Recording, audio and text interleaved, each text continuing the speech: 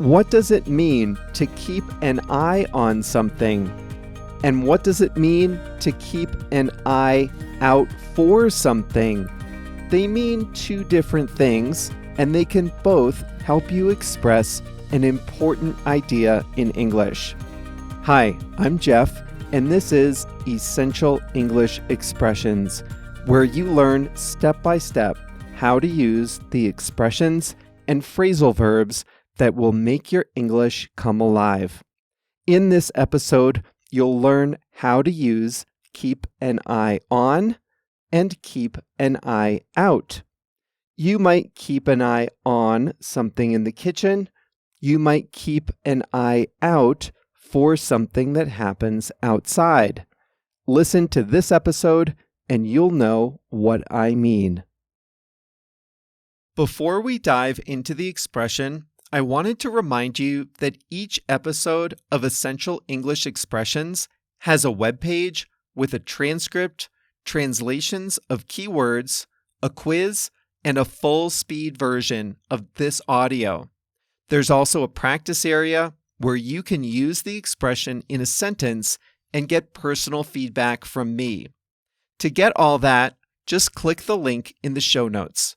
Now, let's dive into today's episode.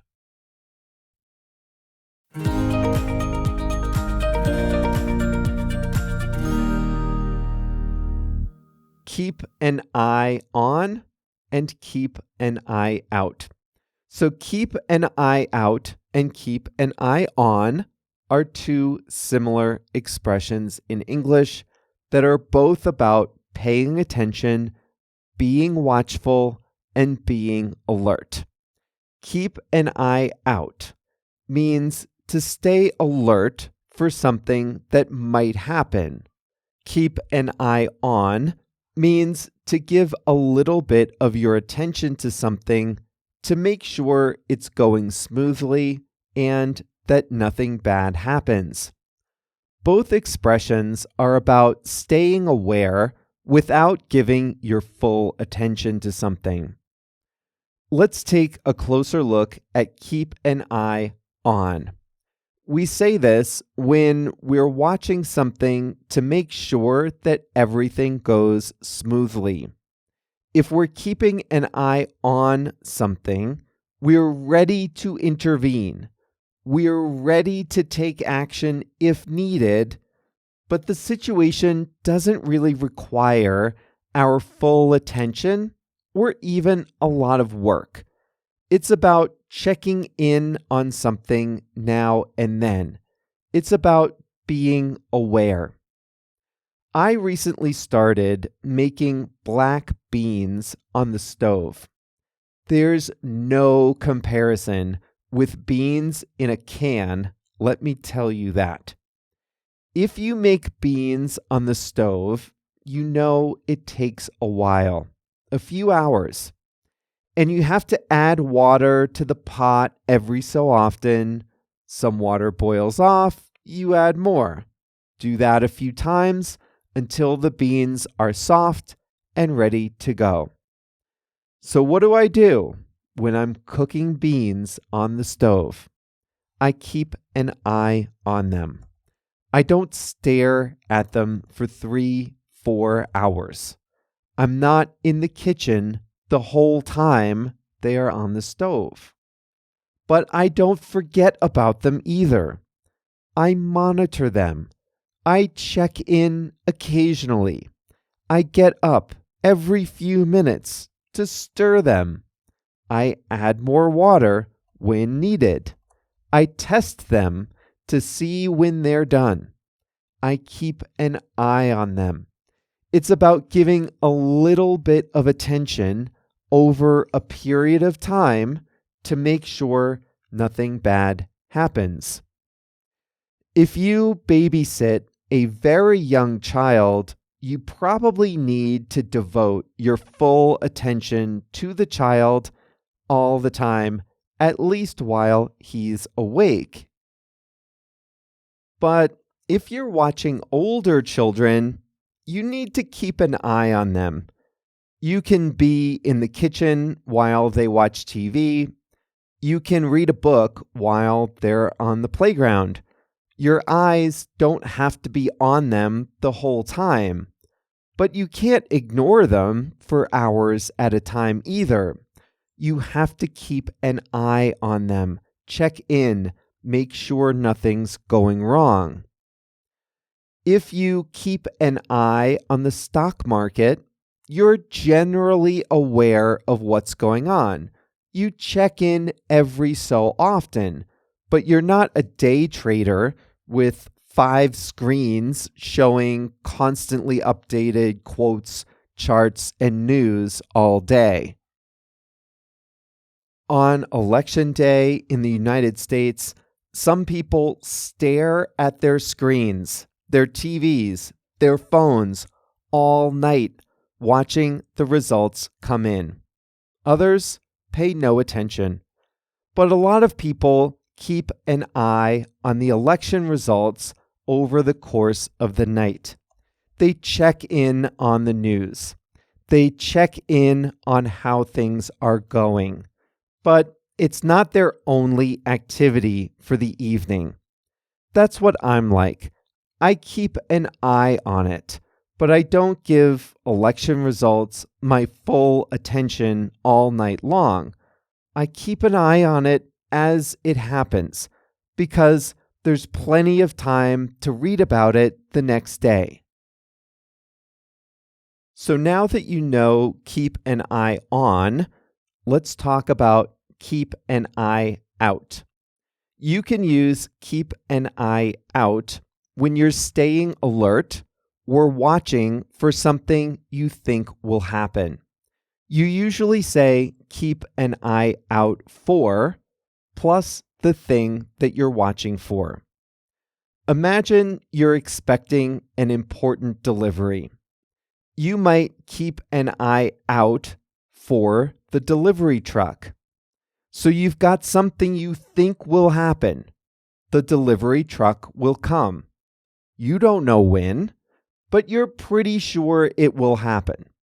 When you keep an eye out for the delivery truck, you're staying aware so that when the truck arrives, you're ready and you'll know about it. Now listen, this doesn't mean you sit at the door and stare out the window. Your dog can afford to spend the whole day doing that. You can't. You just keep an eye out for the delivery truck while you do other things. You stay aware and alert.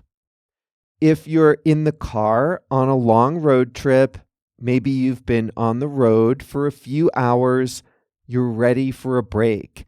You might keep an eye out for a gas station or a rest stop. Again, here's something that you know or you suspect will happen.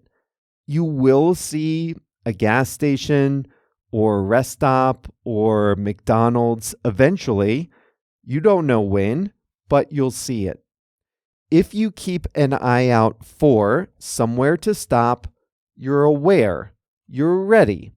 When you get close to an exit, you're looking at the signs. You're paying attention. It's not the only thing you're concerned about, but you are aware. You're keeping an eye out for a place to stop. Other quick examples. If you go to the mall around the holidays, you might keep an eye out for some good discounts. If your lease is expiring in a few months, you might keep an eye out for rent signs in your neighborhood. If you're thinking about maybe getting a new job, you might keep an eye out for job postings in your industry. It's not a full-time search, but keep an eye out for something.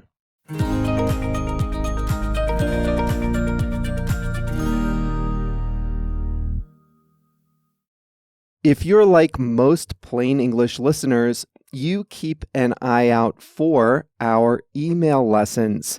But if you're not getting them, now is the time to sign up. go to plainenglish.com/mail, M-A-I-L, plainenglish.com/mail. Our emails are packed with learning tips and the newest lessons from Plain English.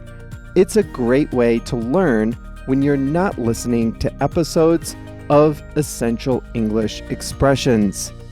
The emails are free, and to get them, just visit plainenglish.com/mail and then keep an eye out for our email lessons.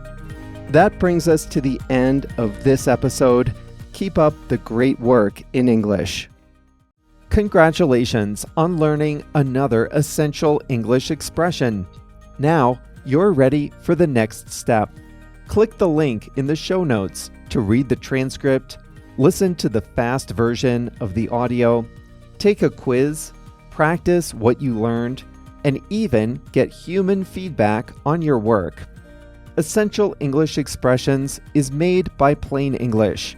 Plain English is the modern, fun, and effective way to improve your listening, speaking, vocabulary, and writing. See how quickly you can improve. Sign up for free at plainenglish.com. Hey, you're still listening. That's good, because I have a small favor to ask of you. Would you take just a few seconds to leave a rating in your podcast player? Here's why I'm asking. Essential English Expressions is a new podcast, and I worked really hard on it. I personally spent over 150 hours creating this first season, and I made it totally free. I can only afford to make more episodes if this first season is a success. So that means I need ratings and reviews to spread the word. So if you think I deserve it, give the show a 5-star rating in the app you're listening on right now. If you're on Apple Podcasts, you can also leave a comment in your review.